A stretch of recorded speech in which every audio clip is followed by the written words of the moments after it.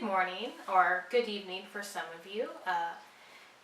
So if you've probably seen my other videos about my emetophobia story, where I'm going through the process of hoping to eliminate my phobia. I find that talking about it helps a lot, helps me get used to the topic, and then I'm going to start doing some small tribulations to help with it.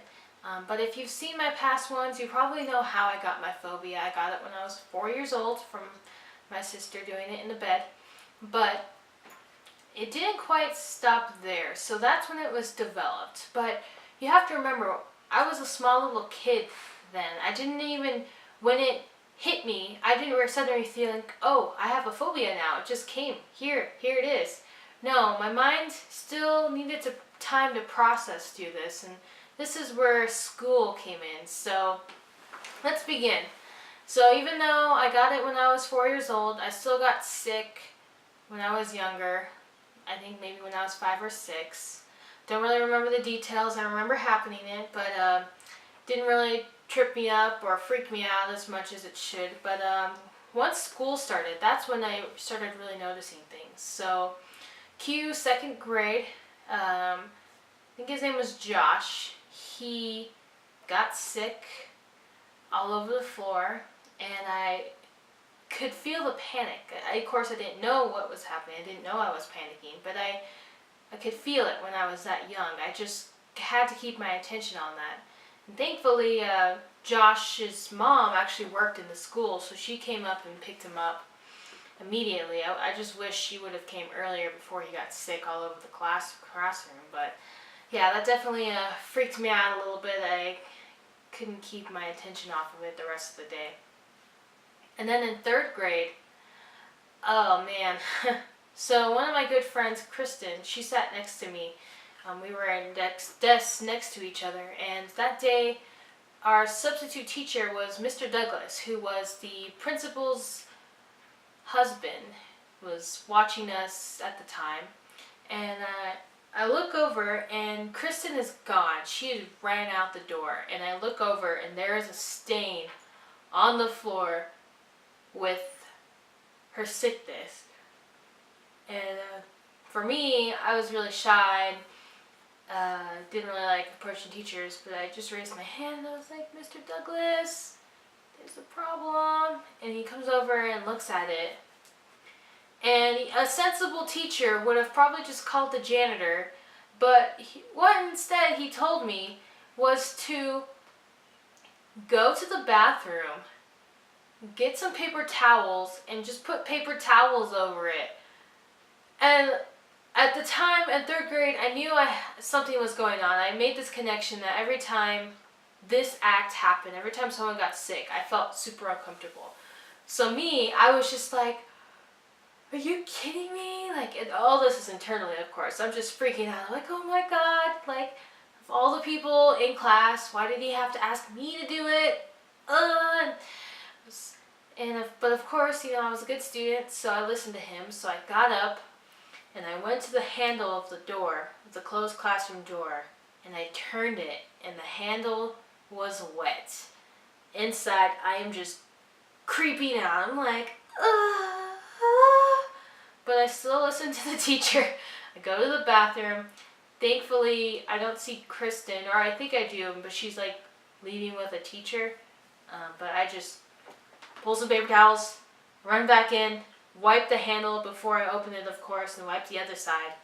Throw some paper towels on there, and then just try to ignore the spot the rest of the day. I mean, he didn't even call the janitor. I think we ended up going to lunch, and then that's when they came and cleaned it up. But like, dude, who let this guy be a teacher? Like, why would he do that? Why would he make a student do that? Why would he make me do that? Okay. So then, 4th grade, actually, I was the one that got sick, so it was kind of interesting. So, day starts out, I'm in Miss Martinez's class, my favorite teacher. We're watching a movie. She's in the back, not doing anything, and everyone else is paying attention to this movie. And it's dark, and I just start not feeling so good. So I get up and I ask, Miss Martinez, can I please use the bathroom? So then I go to the bathroom, and I'm just like standing there at the sink, like, I don't feel good. I know something's gonna happen, but it's not happening. So I just kind of chill there, but nothing happens. So then I end up going back to class, and then everyone keeps, I think the lights come on afterwards and we're doing an activity. And then even then, I don't even remember the symptoms or what I was feeling. To this day, like, I don't know really what the symptoms are, but I just knew it in my mind, in my heart, that it was going to happen. So I run up to Miss Martinez. I'm like, Miss Martinez, can I please use the bathroom? And such a nice lady. She just goes, Torie, if you're ever not feeling good, you don't need to ask. You could just go. So I ran to the bathroom, and then at that time, there's a bunch of people in line for the toilet. I just pushed them out of the way, ran into the first stall, and did the unforgivable act. It was pretty gross. I won't go into details, but yeah, it was not fun for me. After that day, to this day, pretty much in stalled bathrooms, I just hover on toilet seats.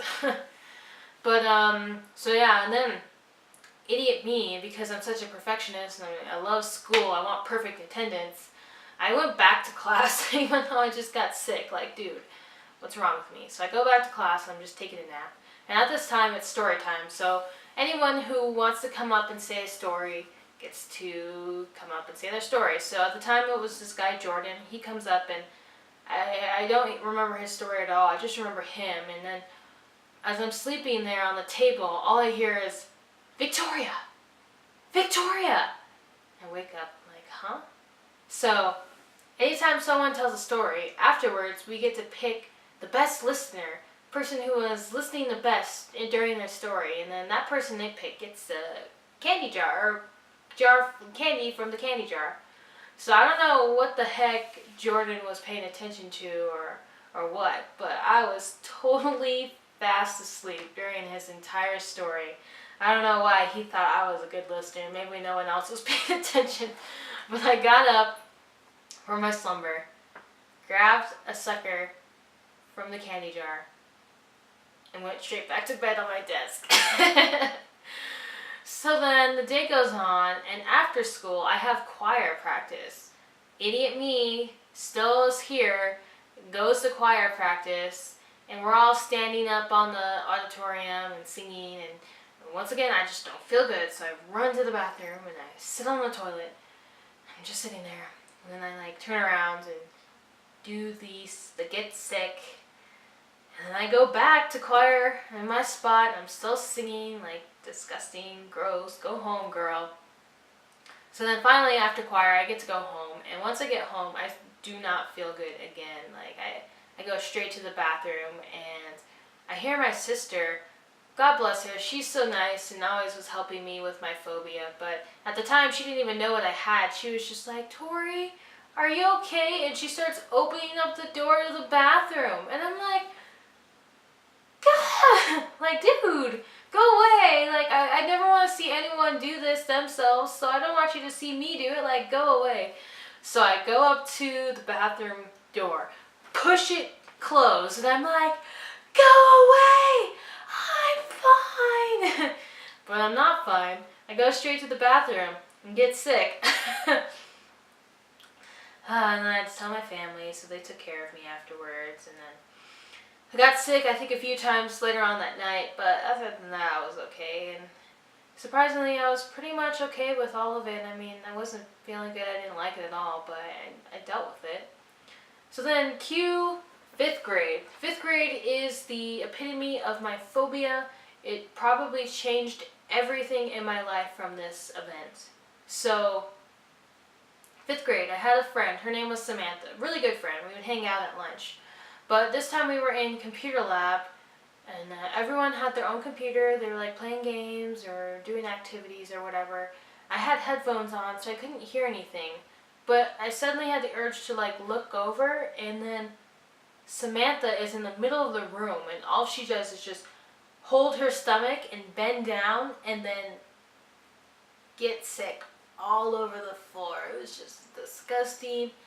And then my teacher comes by and hands her a trash can, and then she gets sick in the trash can, and I just cover my headphones a little bit harder on my ear, And then I turn back to my computer. And I just like, I'm like, oh my god, I don't want to leave. I don't want to walk out of here because I have to deal with this. And I just want to stay here. And I don't want to... So I'm all dealing this all internally, of course. At this age, in 5th grade, I still don't really understand what's going on. I just know that when this happens, my body reacts. So that's how I was reacting. So by the time everyone's done with the computer lab, I had my headphones in. I was totally trying to ignore the situation, but I think the janitor came in and cleaned it up because it had that like kitty litter stuff that goes over it, and like it didn't smell or anything. But I lost it. So I think I lasted that whole day. But later on afterwards, the next day, I went to the nurse and just told her I didn't feel good, and I went home. And this lasted for 2 weeks. I kid you not. It was an endless cycle of me going to school and just being in that environment, remembering exactly what happened, knowing that it could happen again. It would just make me feel so sick, so nervous that I would go to the doctor. I'd go to the nurse and just beg her to call my mom and let me go home. I do not feel good. And after 2 weeks, the nurse comes to me and she's like, Victoria, you have to figure out what's wrong with you. You can't keep missing school. And then that Friday, when my mom picked me up after 2 weeks, she just sets me aside and says, okay, what is wrong with you, Torie? Why don't you want to go to school? And like I said, I didn't really understand what was going on. I just kind of described to her the situation with Samantha, what that happened, and how that made me feel. And I don't think she really got it, my mom, or anything. Pretty much, she just told me I was faking it and that I need to get over it and go to school. So with that, I was forced to go to school, and then I was eventually, not freaking out as much. It didn't occur to me every single day that something was going to happen. But yeah, elementary school was terrible. I was just constantly dealing with these things, and I kid you not, every day I had to pray at night before going to bed, begging that no one would get sick the next day. One time I forgot to do it, and then someone got sick in 3rd grade all over the blacktop, and I was like, oh my god, it's a punishment. So once I got into 6th grade, that's when I started to recognize, I think after that event in 5th grade, it helped me recognize what was going on. I finally knew that I had a phobia, and I could tell people I had a phobia. So I told my sister, which was a blessing, so that anytime there was something on TV, like Family Guy, it's always on Family Guy, so she could mute the TV if she knew in advance or if she saw it happening. She would watch movies in advance and say, hey, by the way, don't watch this movie or don't watch this scene. And anytime there was a situation where someone would do it and I didn't see it, she would pull me aside the opposite direction, and I'd say, what's going on? And she wouldn't even mention it. She'd keep my attention away from it. And it's always good to have someone like that in your life. And I started telling my friends in middle school.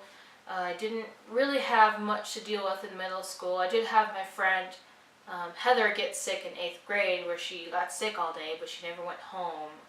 Like, dude, you need to go home when you're dealing with that, okay? Gross. And then in 8th grade, I had another event I don't remember the teacher's name, but she was a really smoking hot looking teacher. Nice hair, wearing all nice outfits. But I was in her, I think it was like a geography class, and I was sitting in this group of 4. The person next to me his name was Marcus. At the time, I think I had a kind of a crush on him. He was pretty funny, but after this, I did not have a crush on him. So I'm here, Marcus is here, and the person across in the other 4 table, they got sick, which was pretty much right next to me, and it was disgusting. And the teacher pretty much was just avoiding the situation. She called the janitor, but she kept teaching. I don't know how she can keep distracted, but I could not focus, and I just had my ears closed, my eyes closed, my nose closed as much as I can, and I was just sitting there trying to keep away from the situation. And Marcus, the whole time, is like, dude, my cats are fighting during this epitomal story. My goodness, they're just as aggravated as I was in this situation. One second. So then, I'm trying to avoid the whole situation, but Marcus is sitting there, like, describing the illness. I'm like, dude, and he's telling me what color it is, and he's just like, ew, it smells, and he's like, oh, there's a little shrimp in there, and I was just like, please stop it. Please go away. I don't want to know any of the details. I don't want to know anything. And I mean, of course, he didn't know I had the phobia, but he can obviously see I was not uncomfortable with the situation with my eyes closed, my ears closed, with my nose closed. So, shame on him. But in high school, didn't really have many events in class. I did have one event where I was in the bathroom and it was during lunch, someone got sick and they ran into the stall.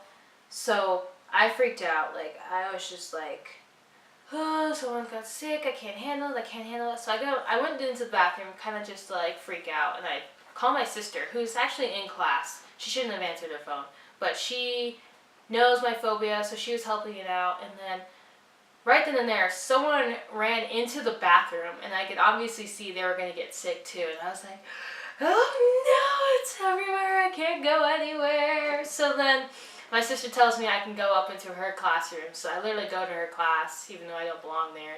She, we talk, she distracts me, and then I do a little bit better. But thankfully I didn't have many other events. There are events in my college that I deal with that I'll talk later because that's more of recent years, but pretty much from K through 12, I had to deal with this phobia and went from a period where I had to understand what was going on, and then I had to tell people what was going on once I figured it out. And then I told my friends, I told my family, helped me with situations. They kept my eye out. Most of the time they would kind of make fun of me or poke fun at me, which it's good. It's always good to make fun of your fears. It makes you less afraid of them. But that's what I had to deal with. It was a pretty scary childhood, in my opinion. I still get nightmares from the phobia.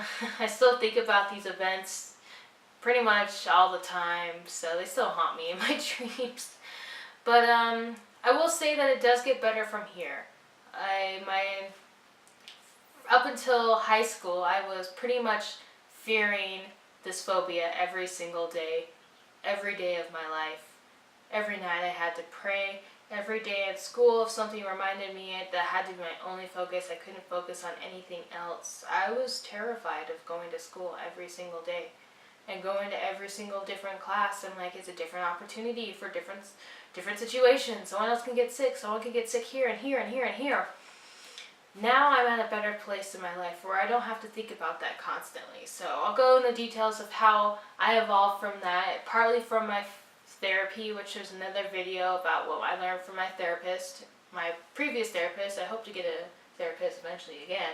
But that definitely helped, and you can see my progress in my future stories about school, like college and after college life. But any comments and suggestions would be great. Thank you for listening, and please check out my other videos. Keep up with my emetophobia story, and I'll be posting up some trials and tribulations pretty soon. Thank you.